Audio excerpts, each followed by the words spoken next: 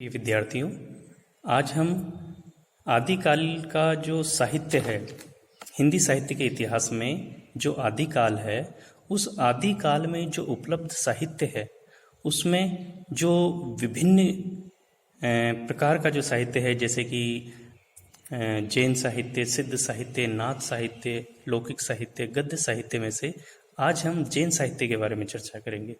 जैसा कि जैन साहित्य नाम से आपको प्रतीत होता है कि ये जो साहित्य है वो जैन धर्म से सीधे सीधे जुड़ा हुआ है। अर्थात इस जैन साहित्य में जैन धर्म के जो दार्शनिक विचार हैं, जैन धर्म की जो मान्यताएं हैं, जो अवधारणाएं हैं, जैन धर्म के जो प्रमुख तीर्थंकर हैं, जो प्रमुख महापुरुष हुए हैं और उनके जो उपदेश हैं, उनके द्वारा दिया गया जो जीवन दर्शन है, उसके बारे में ही इसमें सर्वत्र चर्चा की गई है।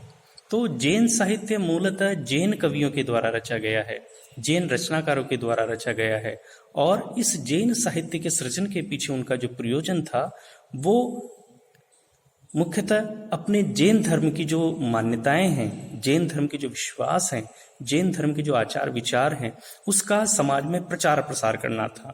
लोगों को जैन धर्म के बारे में शिक्षित करना था। जैन धर्म की जो प्रमुख विचारधाराएं थी, जैन धर्म की जो दार्शनिक मान्यताएं थी, उनके बारे में लोगों को शिक्षित करना ही इस जैन साहित्य का मुख्य प्रयोजन है। जैन साहित्य में मुख्यतः इसके जो प्रमुख तीर्थंकर हैं, जिनमें कि जैसे जैन धर्म के जो प्रवर्तक हैं, आदि प्रवर्तक ऋषभदेव और क्रमशः 23वें तीर्थंकर जो है पार्श्वनाथ और 24वें तीर्थंकर महावीर स्वामी, इन्हीं के उपदेशों का मुख्य रूप से चित्रण हुआ है। और इस जैन साहित्य के सृजन का जो मुख्य उद्देश्य है वो जैन धर्म की दार्शनिक मान्यताओं का प्रचार प्रसार करना है। लोगों को जैन धर्म के बारे में ज्यादा से ज्यादा जानने के लिए उत्सुक बनाना, ज्यादा से ज्यादा लोगों की रुचि जैन धर्म में जागृत करना ही इस जैन साहित्य का उद्देश्य है। जैसा कि आपको पता है कि जैन धर्म जो है मूलतः इसकी स्थापना के पीछे जो प्रयोजन था वो था कि जो सनातन धर्म है, जो भारत में प्रचलित जो वैदिक धर्म है, उस वैदिक धर्म में जो मूर्ति पूजा, तीर्थ, उपवास और बलि देना, पशु बलि देना, इन जो धर्म के नाम पर जो कर्मकांड किए जाते थे, उन कर्मकांडों के कारण धर्म का जो मूल स्वरूप है वो जो विकृत हो गया था, उस मूल स्वरूप की जो विकृतियां हैं उन्हीं के विरोध स्वरूप, उन्हीं को दूर करने के लिए इस जैन धर्म का प्रवर्तन किया गया था। तो जैन धर्म मूलतः ऐसा धर्म है जो कि अहिंसावादी है, जिसका मूल जो है ध्येय है वो सत्य और अहिंसा है। और इस प्रकार से जैन धर्म जो है वो मानवतावाद से जुड़ा है सीधे सीधे, जिसमें कि पशु बलि का विरोध किया गया है, जीवों पर दया की बात कही गई है, साथ ही साथ मानव का मानव से प्रेम अर्थात इंसानियत की बात इस धर्म के अंदर कही गई है। तो जैन धर्म जो है वो ईश्वर को तो मानता है, लेकिन ईश्वर को सारे कर्मों का नियंता नहीं मानता। अर्थात जैन धर्म की मान्यता है कि ईश्वर ने सृष्टि बनाई है, लेकिन मनुष्य अपने कर्मों का स्वयं जिम्मेदार है और उसके कर्मों का फल उसे स्वयं ही भोगना है। इस प्रकार से ये जो जैन धर्म है वो जाति और कर्म कांडों से पूर्णतः मुक्त है। ये सभी को मुक्ति का अधिकार देता है कि जो भी जैन धर्म की दार्शनिक मान्यताएं हैं उनके अनुसार चलेगा, उनके अनुसार आचरण करेगा तो उसकी मुक्ति स्वतः होगी। ऐसा जैन धर्म के जो विचारक हैं उनका मानना है और इन्हीं विचारों को क्रमशः जैन साहित्य के अंतर्गत जैन रचनाकारों ने अपने अपने तरीके से व्यक्त किया है। तो जैन साहित्य के अंतर्गत जो प्रमुख रचनाएं हैं, जो प्रमुख रचनाकार हैं, उनकी बात जब हम करते हैं तो सबसे पहला नाम आता है श्रावकाचार्य का। श्रावकाचार्य जैन साहित्य का प्रमुख ग्रंथ है, जिसकी रचना आचार्य देवसेन ने सन 1933 ईस्वी में की है। और इस श्रावकाचार्य में जैन धर्म में जैसा कि दो प्रकार के अनुयायी होते हैं, एक तो श्रावक और श्रमण। श्रावक जो कि आश्रम में रहते हैं और श्रमण जो कि गृहस्थ जीवन जीते हैं।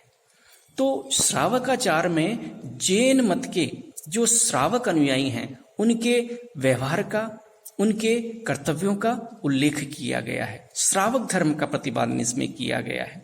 तो आचार्य देवसेन द्वारा रचित ये जो श्रावकाचार है वो जैन धर्म का प्रमुख, जैन साहित्य का प्रमुख ग्रंथ है। इसके बाद दूसरा जो ग्रंथ है वो है भरतेश्वर बाहुबली रास। इसकी रचना सन 1184 ईस्वी में शालिभद्र सूरी ने की थी। आचार्य जिनविजय सूरी जो है वो इस ग्रंथ को, मुनि जिनविजय जो है इस ग्रंथ को जैन साहित्य का प्रथम ग्रंथ भी स्वीकार करते हैं, रास परंपरा का प्रथम ग्रंथ भी स्वीकार करते हैं। और इस ग्रंथ में कवि शालिभद्र सूरी ने भरतेश्वर और बाहुबली दोनों भाइयों के परस्पर युद्ध और उनके शौर्य साहस का चित्रण करते हुए उनके द्वारा जो मोक्ष का मार्ग दिखाया गया है उस पर चर्चा की गई है, उसका वर्णन किया गया है। तो मूलतः नाटकीय रूप से दोनों भाइयों का युद्ध और युद्ध के बाद जो विरक्ति है उसको पूरी तरह से जैन धर्म की जो दार्शनिक मान्यताएं हैं उन्हीं के अनुसरण पर दिखाया गया है। अगला जो ग्रंथ है वो है चंदनबाला रास। इसके रचयिता जालोर के आसगु कवि हैं और इस ग्रंथ में मूलतः ये श्रृंगारिक ग्रंथ है, लेकिन ये जैन धर्म की जो रास परंपरा है उसके अनुकरण पर लिखा गया है। और इसमें बताया गया है कि कैसे चंदनबाला नाम की जो एक धनी स्त्री थी जिसने कि अपार कष्ट सहे और अंत में महावीर स्वामी से दीक्षा प्राप्त करके उसने मोक्ष को प्राप्त किया। तो मूलतः अपभ्रंश में लिखा गया, अपभ्रंश भाषा में लिखा यह जो ग्रंथ है ये मूल रूप से पुरानी हिंदी से काफी कुछ नजदीकी संबंध रखता है। अगला जो ग्रंथ है वो है रेवंतगिरी रास। रेवंतगिरी रास इसकी रचना विजय सेन सूरी ने लगभग 1231 ईस्वी में की थी और इसमें जो तीर्थंकर नेमिनाथ हैं उनकी प्रतिमा और रेवंतगिरी तीर्थ का वर्णन किया गया है। तो यह जो नेमिनाथ रेवंतगिरी रास ग्रंथ है इसमें स्थापत्य और प्रकृति के सौंदर्य पर कवि ने बहुत अच्छी तरीके से चित्रण किया है। इसी परंपरा में अगला जो ग्रंथ आता है वो है नेमिनाथ रास। नेमिनाथ रास इसकी रचना सुमतिगण ने सन 1213 ईस्वी में की। 58 छंदों में लिखा गया यह ग्रंथ है और इस ग्रंथ में नेमिनाथ के चरित्र का सरस शैली में चित्रण किया गया है। इसकी भाषा अपभ्रंश प्रभावित है जो कि राजस्थानी शब्दों का जिसमें बाहुल्य है। ये जैन साहित्य के अंतर्गत आने वाली प्रमुख रचनाएं हैं। इसके अतिरिक्त अन्य ग्रंथ भी हैं जिनको जैन साहित्य के अंतर्गत गिना जाता है और जिनमें जैन धर्म की प्रमुख मान्यताओं की चर्चा भी की गई है, लेकिन मुख्यतः मोटे तौर पे ये जो ग्रंथ हैं ये उल्लेखनीय है। अब इन जैन साहित्य के अंतर्गत आने वाली जो रचनाएं हैं इन रचनाओं की मुख्यतः क्या विशेषता है, जैन साहित्य की प्रमुख विशेषताएं क्या हैं?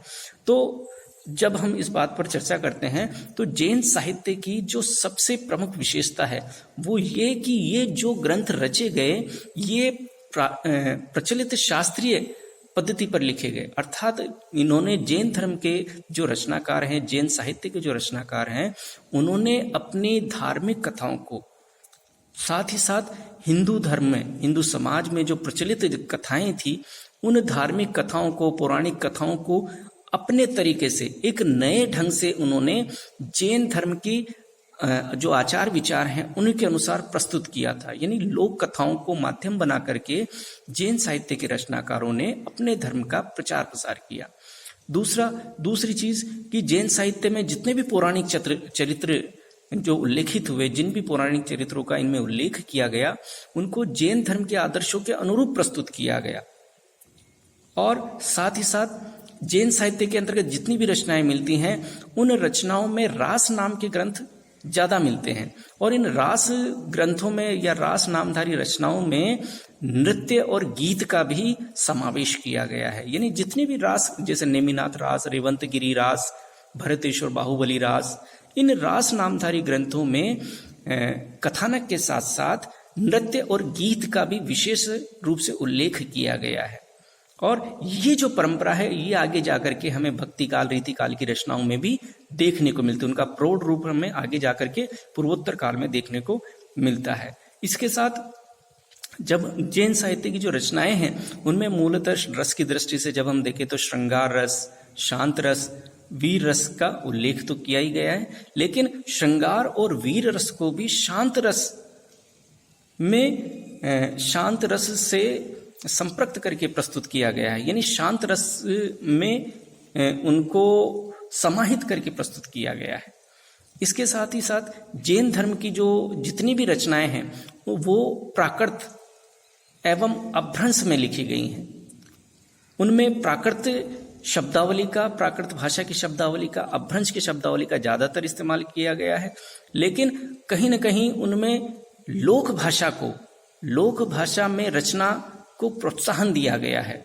जितनी भी जैन साहित्य की रचनाएं हैं उनमें पुरानी हिंदी के हमें दर्शन होते हैं और अपभ्रंश प्रभावित पुरानी हिंदी के पर ये रचनाएं ज्यादातर लिखी गई हैं। इस प्रकार से जैन साहित्य जो है आदिकाल का, वो साहित्यिक दृष्टि से बहुत महत्वपूर्ण है, जो कि उस काल की विभिन्न परिस्थितियों का, विभिन्न स्थितियों का हमसे सामना कराता है। धन्यवाद।